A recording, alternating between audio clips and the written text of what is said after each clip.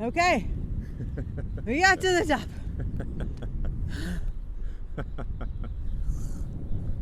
We're here over on Tybee Island. I think that's how you pronounce it. I think so. In Savannah. Uh-huh. It's so pretty. It's gorgeous. Oh my God, it's so pretty. Especially when you climb 178 steps to the top of the lighthouse. It was built in like 73. Yeah, it's got like 78 steps. And it's something like 100 and 40 feet tall. It's more tall than me. Which is shocking. Shocking. We made it to New York, by the way. We did a while ago. Last we left you, we were in San Anselmo. And so why do you ask that we are all the way on the other side of the country? Well, for one reason, it's like 4 months later. Yes.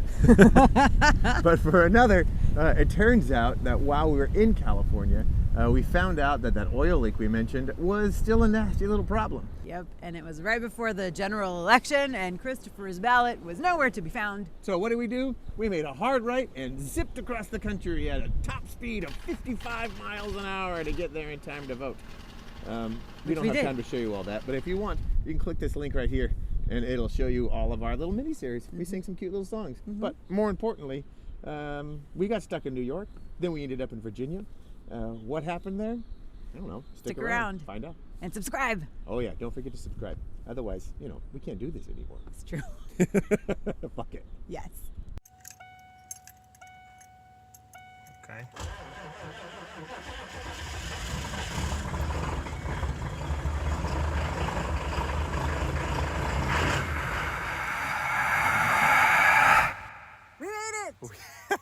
We made it. Traveling around the country. And we are stuck in New York State. We are. 11 days, right? 11 days. 11 days, 3,000 miles across the United States of America. The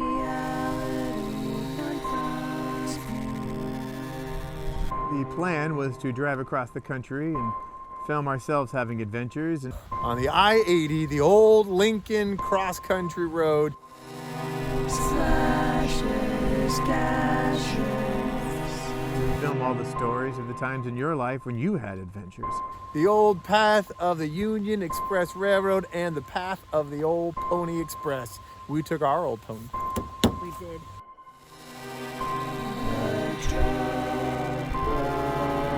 But instead, our adventure is stalled. 2 weeks in, they still haven't gotten the parts to replace the rear main seal. And when we came by today to fix the step,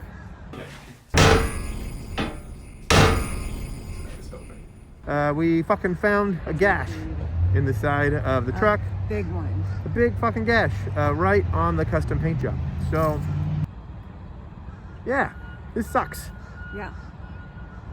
We attempted to calm ourselves in the beauty of Sleepy Hollow, a small New York town by the Hudson River named for the infamous home of Washington Irving's sinister story, The Legend of Sleepy Hollow, and the origin of Ichabod Crane and the Headless Horseman. Like Ichabod Crane, we couldn't help shake the idea that the faceless destruction of our steel steed was forever at our heels, its demon fire mocking the smoke belching from our own haunches, threatening the demise of the Paradise Inn. As the sun set on that October evening, we stumbled across a sightless story of sound. Men and women sat blindfolded in rocking chairs in utter silence. But when we sat ourselves, headphones were securely strapped to the side of our masked faces, and a soundscape of horror began, taking us on an unexpected journey through our own imagination and into a world called Dark Obscurities. Its creators, Liz Muller and John Skufca, shared their twisted minds with us and how they turned the loss of their livelihood into an opportunity for something dark and wondrous. So you guys were working right up until the pandemic hit, right? Yeah. And you was in Malaysia? Yeah. What were you doing in Malaysia? John was the creative director for a theme park in Malaysia, and he hired me to be the music supervisor for the park. So collectively we were in charge of all of the shows and making sure they get up on their feet, producing the music, the arrangements, all of that kind of stuff. But we came across these immersive audio experiences by a company called Dark Obscurities, which is at the top of their game for immersive immersive audio productions. They take place in shipping containers and the complete dark.